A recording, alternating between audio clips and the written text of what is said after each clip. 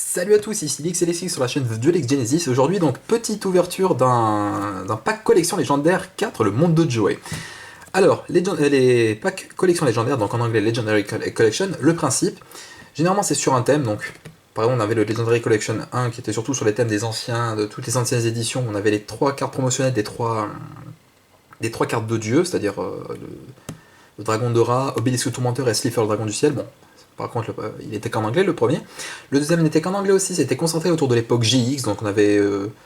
là par contre c'était des méga packs, c'était une édition bien propre aux collections légendaires qui regroupait pas mal de cartes GX.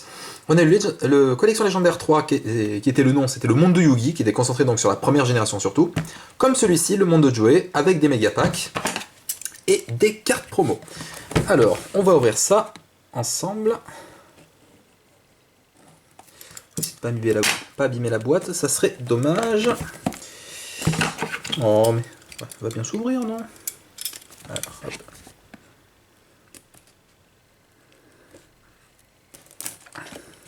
Voilà. Nous avons créé une brèche, mon commandant.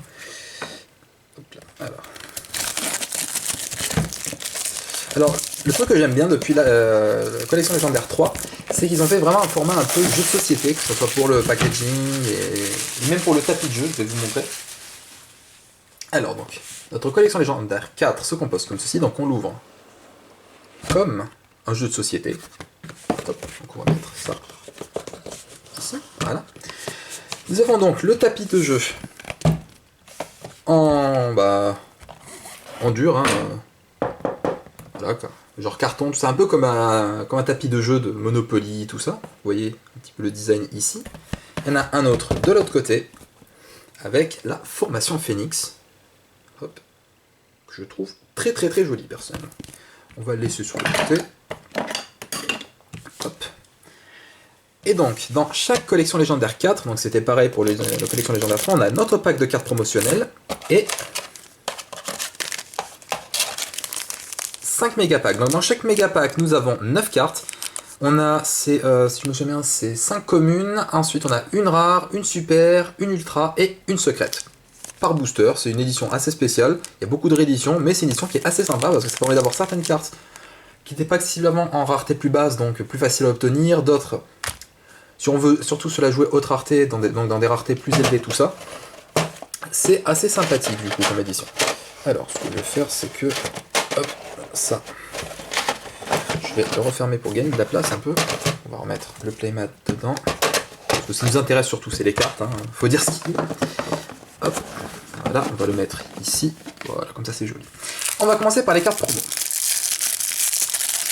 Donc ces cartes promotionnelles, on a toujours les mêmes à chaque fois qu'on prend un pack collection légendaire. Hein, c'est toujours les mêmes cartes.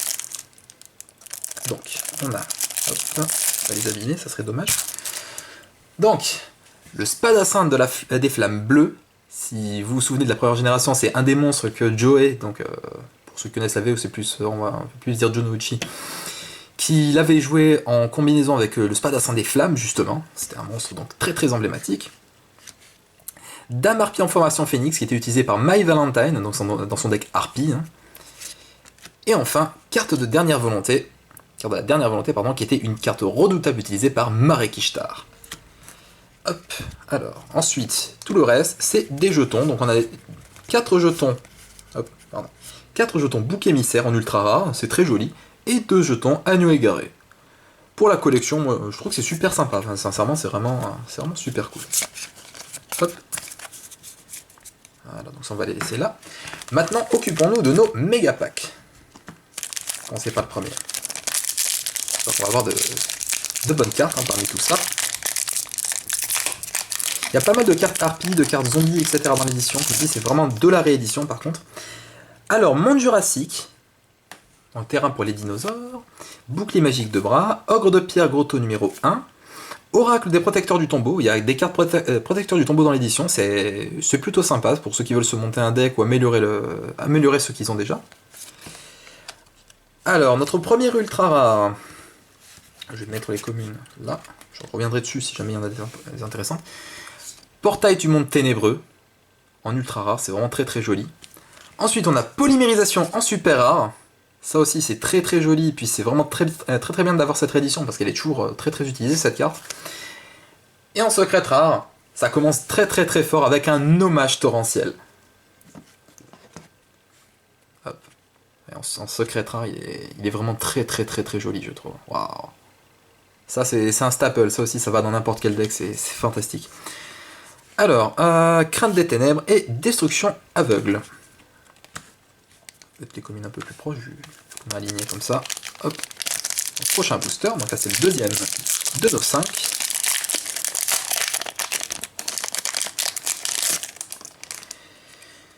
Trancheur à l'épée, filin de survie, dragon crâne noir, ça c'est un monstre fusion qui était aussi utilisé par Joey, c'est la fusion du crâne invoqué et du dragon noir aux yeux rouges, c'est une carte emblématique qui était sortie uniquement dans Metal Raiders et dans le Retro Pack 1 si je me souviens bien. Tigresse amazonesse, un monstre Amazon. Tortue pyramide, ça dans les decks zombies c'est super utile.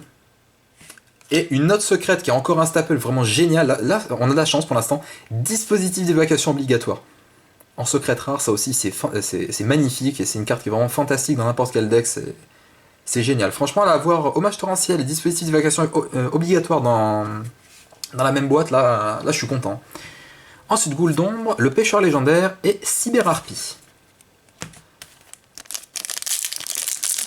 Alors, troisième booster.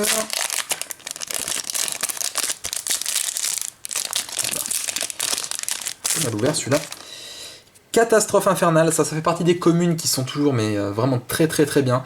Vu que Violent d'orage est interdit, je trouve que cette carte fait très bien le café à la place. Hein, alors pour ceux qui ne connaissent pas donc l'effet, lorsqu'un monstre de votre adversaire déclare une attaque, on détruit toutes les magies pièges sur le terrain. C'est tout, juste ça, c'est génial, c'est vraiment génial ce truc.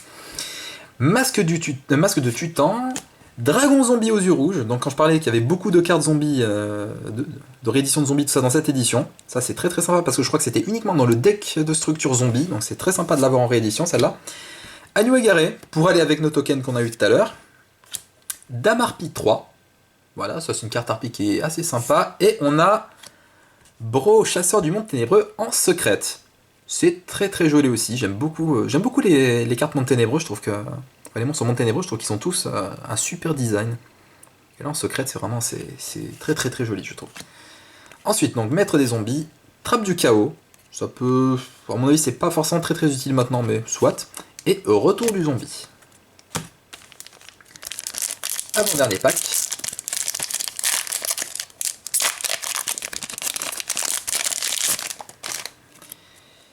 Vendeur de cercueil, étincelle d'extase triangulaire, crâne invoqué, pour aller avec notre dragon crâne noir de tout à l'heure. Violent orage, c'est dommage qu'elle soit interdite parce qu'en ultra elle est vraiment très très belle, c'est très très dommage je trouve. Une autre Dame Harpie 3, pourquoi pas. Et une autre carte interdite mais qui est pourtant tellement bien, le plumeau de Dame Harpie. Détruisez toutes les cartes magie pièges contrôlées par votre adversaire, je crois que j'ai pas besoin d'expliquer pourquoi cette carte est interdite, hein, ça va de soi. Ensuite, roulette russe, malédiction du vampire et bébé dragon familier de Harpie. Et enfin donc, le dernier méga pack, donc celui de la destinée, tout ce que vous voulez. Hein. Hop. Qu'on aura encore des cartes assez cool dedans. Alors, Kunai avec chaîne, trappe, roue du cauchemar, bête de taloir, ça c'est un monstre assez sympa, ne serait-ce que pour la collection, la nostalgie, tout ça. Un autre portail du monde ténébreux, pour un deck monde ténébreux c'est toujours utile. Transaction du monde ténébreux, apparemment c'est un booster très Dark World celui-là, pourquoi pas, hein, ça peut toujours être utile. Ouais, c'est bien ce que je disais, en secret rare, foudre du monde ténébreux. Ça aussi c'est une bonne carte qui peut être assez jouée dans les decks monde ténébreux. C'est bien une carte posée sur le terrain, détruisez la cible puis défausser une carte. Si vous connaissez les decks monde ténébreux, vous savez très bien que défausser une carte justement c'est ce qui amorce tout le deck. Et enfin les autres communes, Dragon double barillet et Patricien des ténèbres. Alors, on va faire un petit récapitulatif. Donc, d'abord dans nos rares, on a eu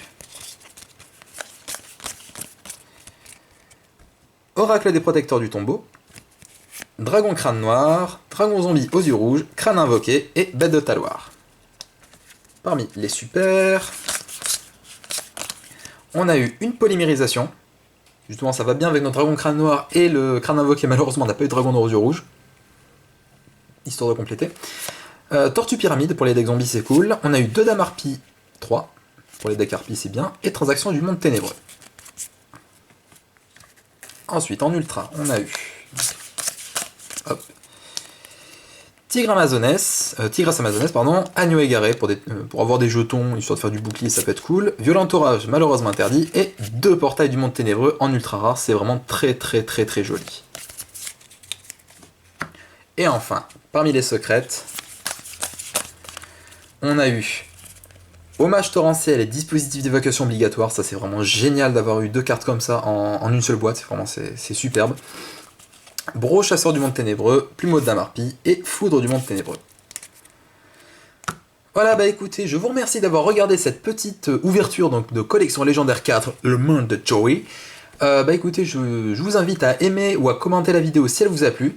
N'hésitez pas à vous abonner à la chaîne également, hein, si vous aussi vous ressentez l'âme des cartes. Et bah moi je vous dis à la prochaine pour une autre présentation, une autre ouverture, tout ça. Allez, à plus tout le monde!